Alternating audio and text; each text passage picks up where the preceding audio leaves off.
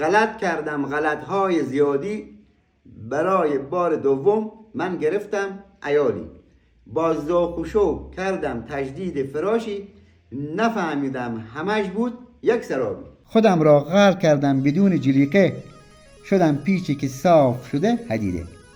2 زن دارم و اوضاعم خراب است، جگر از دست زنهایم کباب است. زن اول بگوید ریش بگذار، بلند و پهن مثل پشم میش بگذار. اما زن دوم بگوید با ستیغه، بزن از ته تا زیر شقیقه. زن اول به مسجد می کشاند، مرا پای منبر می نشاند.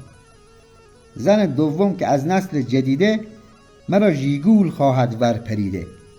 لباسی تنگ پوشانده به بنده، لباسی جلف کوتاه و زننده. یکی اهل هات شاکلت و اسپرسو و نسکافه، یکی اگر نخوره دمنوش میشه کلافه. میان این 2 زن گیر کردم، زبست که دم بدم تغییر کردم. یکی گوید که باید چاق و فربه باشی، قوی و گنده مثل شیر شرزه باشی. یکی طور دیگر میپسنده، مرا باریک و لاغر میپسنده. یکی فر میزند موی سرم را، یکی هم میتراشد آنورم را. کراوات این ببندد گردن من، ولی کل میکشد آن از تن من.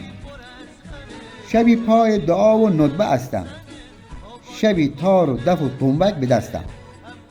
یکی رنگ زرشکی دوست دارد، یکی هم تیپ مشکی دوست دارد. زهر بر سوی من دستور آید، به من این میانه زور آید. خدایا از وسط گشتم 2 شقه، گرفتار درد و غم و غصه. ای رفیق پند اندرز مرا گوش بگیر، من خطا کردم گرفتم تو نگیر. زن گرفتن خوب است اما یکی، زن بگیر ای جان ولی حتما یکی. زن یکی، خدا یکی، دل یکی، دلبر یکی. چراغ خونه زنه، آبادی خونه زنه، هم خوبه و هم